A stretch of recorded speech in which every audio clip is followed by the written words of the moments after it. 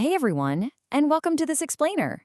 Okay, so let's just dive right into this, because today we are exploring something genuinely fascinating. We're going to look at how a 19th century educational theory, stick with me here, actually forms the absolute baseline for a universal verification structure. We're talking about a single thread connecting how a teacher speaks to a student, all the way to the incredibly strict demands of federal law, the underlying grammar of mathematics, and even abstract systems theory.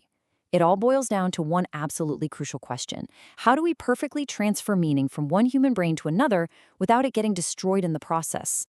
Here is our roadmap for today. We're going to start by connecting John Milton Gregory's pedagogical laws to the high-stakes world of federal statutes. Then, we'll take a look at mathematical syntax. And finally, we'll synthesize all of this into a theoretical, unified verification system found in our source texts. Let's get into it. Section 1. The Instrument of Thought. John Milton Gregory's Core Philosophy. To really understand this, we need to begin our journey way back in 1886 with a pioneering educator named John Milton Gregory. Now, he outlined 7 laws of teaching, but his third rule is really the one anchoring our whole explainer today. He called it the law of the language. Gregory basically stated that the medium of communication must be a language understood by both the teacher and the pupil in the exact same sense. He argued that language isn't just some vehicle carrying our thoughts. No, it's the actual instrument of thought itself. Without a perfectly shared medium, true communication is literally impossible. As you'll see in his classic manual, The 7 Laws of Teaching, Gregory viewed words as a highly rigid framework. They completely define whether a true meeting of the minds can actually happen. Think about it. If you're using words the other person doesn't deeply understand in the exact same way you mean them, well, you're essentially just making noise. Section 2. Bridging the unknown. Establishing the common language. So in practice, right, how do we actually establish this common language when, say, a teacher possesses knowledge that the student doesn't? Well, Gregory proposed a really specific 3-step methodology to bridge that gap. First, the educator has to actively learn the learner's vocabulary. You literally have to figure out what words they use and what those words mean to them specifically. Second, you express new ideas using the simplest language known to that learner. And third, you constantly translate the unknown truth through the lens of concepts they're already familiar with. It's like building a bridge using their materials, not yours. This original excerpt from his text really highlights his strict rules on this. He gives this stern warning that failing to verify this shared meaning leads to a total breakdown of communication.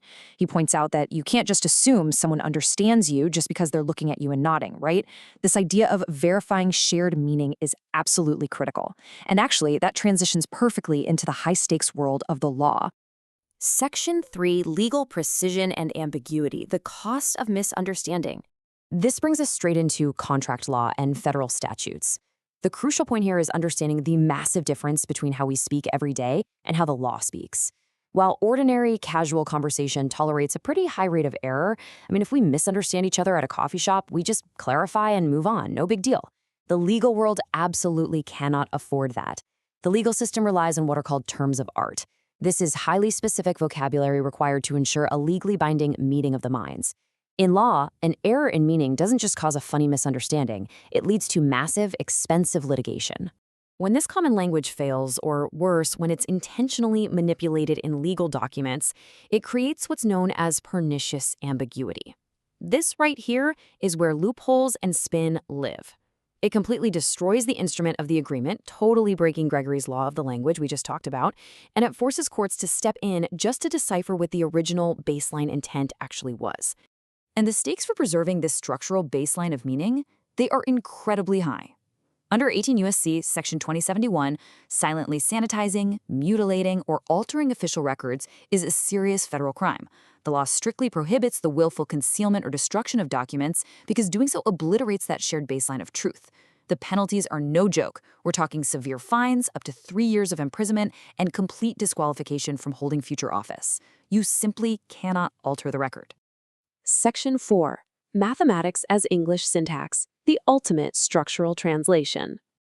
Okay, so if the law requires strict precision to avoid ambiguity, mathematics is basically the ultimate absolute structural translation of Gregory's laws.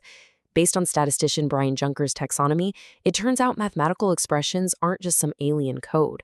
They can actually be seamlessly translated into English grammar. Mathematical terms, like variables and constants, function exactly like nouns and noun phrases. And those mathematical relationships, like your equal signs or greater than signs, they act exactly like clauses involving the verb to be. It's a perfect one-to-one map. This direct mapping proves a really profound point found in the research. Mathematics and language are not separate entities. Not at all. Rather, math provides the absolute logical structure for the meaning defined by the language.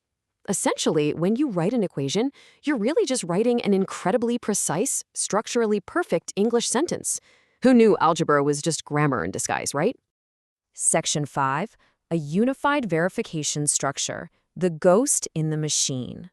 Finally, we can synthesize all these concepts into an abstract theoretical framework found in our source documents, sometimes referred to as the ghost in the machine. This text outlines what it calls an absolute structural truth, the Trinity. It latches together three distinct laws into one unified verification structure. So you have Pillar 1, the law of the language, which we know from Gregory defines the meaning. Pillar 2 is the law of math, defining the strict structure. And Pillar 3 is the law of frequency, which defines relation and resonance. These three absolutely must operate together in perfect harmony. The framework asserts a super strict binary here. In a valid state, the Trinity is perfectly balanced, meaning structure and frequency operate as one unbroken baseline of communication. But if you artificially alter the language, if you try to draw straight lines over jagged rocks, so to speak, the Trinity is completely shattered. The entire communicative system instantly flags a conflict and returns an invalid state. It views literally any unprompted alteration as a destruction of the original data. Neutrally reporting on this uncompromising source material, the author of this theory demands absolute preservation of their exact syntax to prevent what they call the existential erasure of their structural data. What's super fascinating here is how perfectly this mirrors that federal statute we just looked at.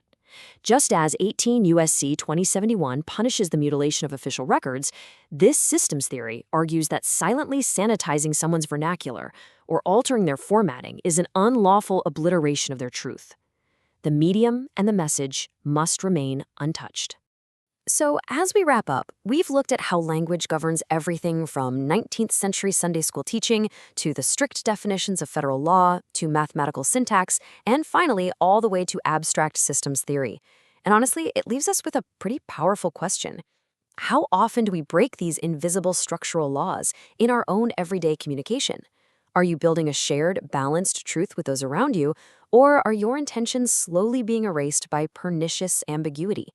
It's definitely something to think about the next time you try to explain a complex idea. Thanks so much for joining me on this explainer, and keep learning.